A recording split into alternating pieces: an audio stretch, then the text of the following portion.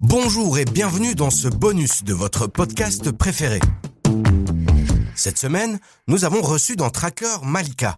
Elle était venue nous expliquer comment elle s'était prise pour transmettre sa passion pour la bourse à ses enfants. Elle nous a aussi expliqué qu'il était difficile pour elle de bien comprendre les règles en vigueur en ce qui concerne la transmission effective de son portefeuille à sa descendance. Pour répondre à ces doutes, nous avons contacté le spécialiste de la planification financière, Corentin Mine, cofondateur de Pareto. Je vous propose d'entendre dans son intégralité l'interview que nous avons réalisée avec lui pour l'épisode de Tracker avec Malika. Corentin, à partir de quel âge, à partir de quand, les parents doivent-ils penser à placer leur argent en bourse pour leurs enfants ?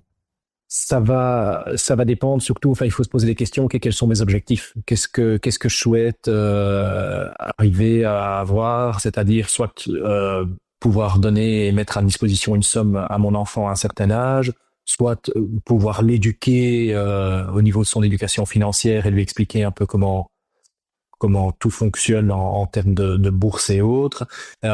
Et donc, c'est se poser les bonnes questions avant tout, avant de prendre la décision de se dire vers quel produit ou autre je veux aller. Quelle est la raison finalement qui me pousse à penser à mettre une somme à disposition de mon enfant pour une certaine date. Oui, et puis j'imagine il y a aussi la loi, on peut pas faire n'importe quoi.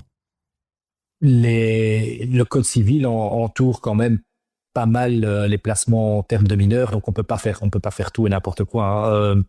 C'est clair et net que si vous mettez au nom de votre enfant, ça va rendre les placements et particulièrement les placements boursiers beaucoup plus compliqués.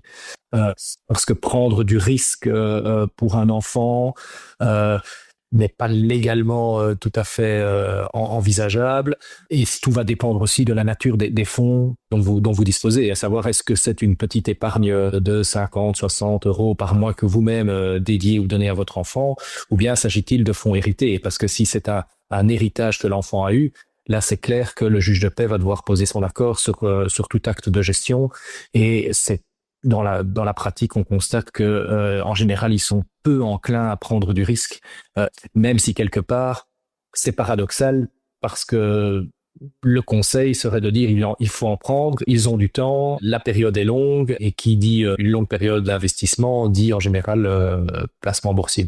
Donc c'est vrai que là, c'est paradoxal, et là, on a des contraintes entre le code civil, entre les tuteurs, les juges de paix et autres, les administrateurs, et de temps en temps les intérêts réels de l'enfant.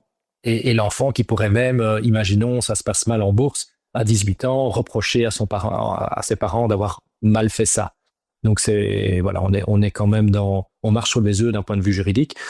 Si c'est pour mettre des montants plus petits, comme vous-même donnez à votre enfant, là vous aurez un peu plus de latitude. Là, vous pouvez placer en bourse. C'est surtout à ce moment-là une question de trouver une contrepartie qui accepte de le faire. Les règles bancaires en matière de placement d'assurance et autres ne sont pas identiques et vont différer d'institution à institution.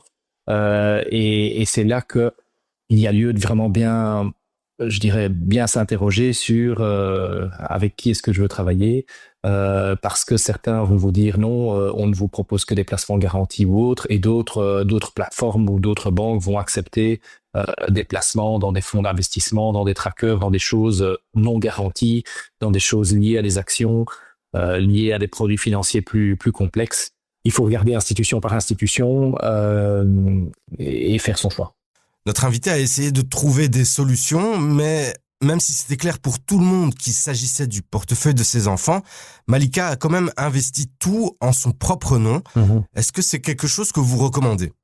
Mais disons que nous, notre conseil serait de dire, voilà, si c'est de l'argent qui émane de vous, si c'est une somme que vous souhaitez pouvoir mettre un jour à disposition de votre enfant, et c'est tout à fait raisonnable et compréhensible, vous souhaitez l'investir en bourse, investissez-le à votre nom à vous.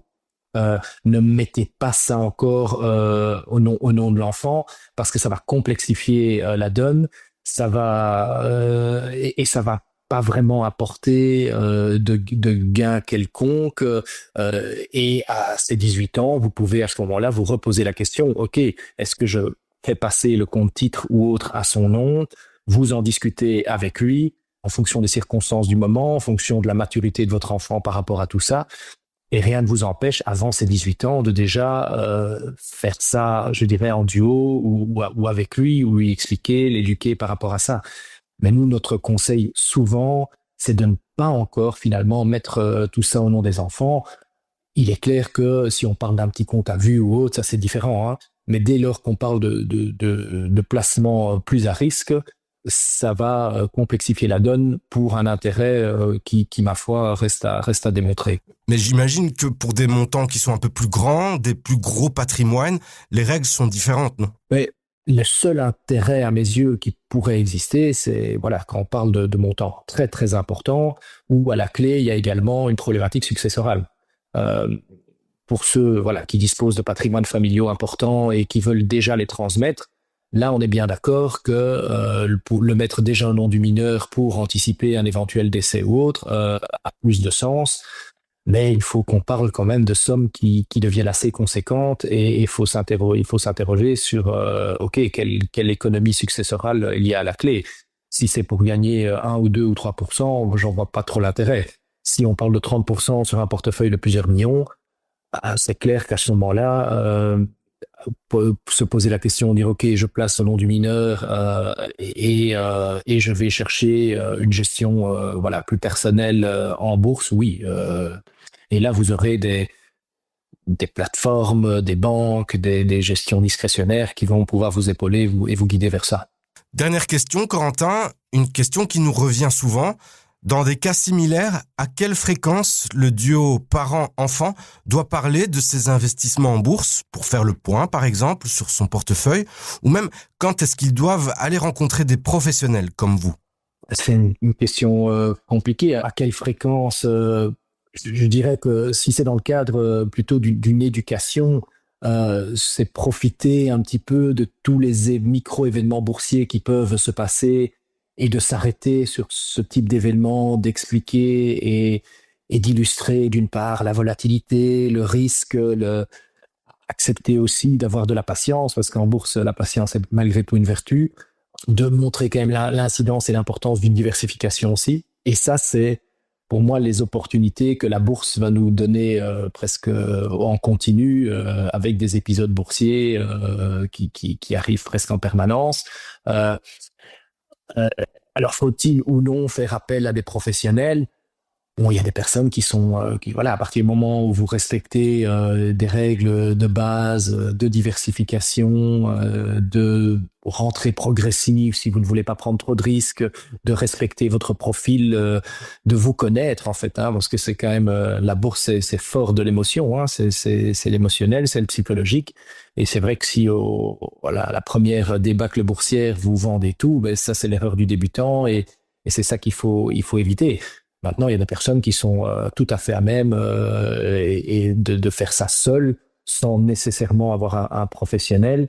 Et là, c'est un peu plus une auto-analyse de soi-même et de savoir se jauger et de connaître son émotion. Et puis arriver aussi à évaluer comment votre enfant réagit.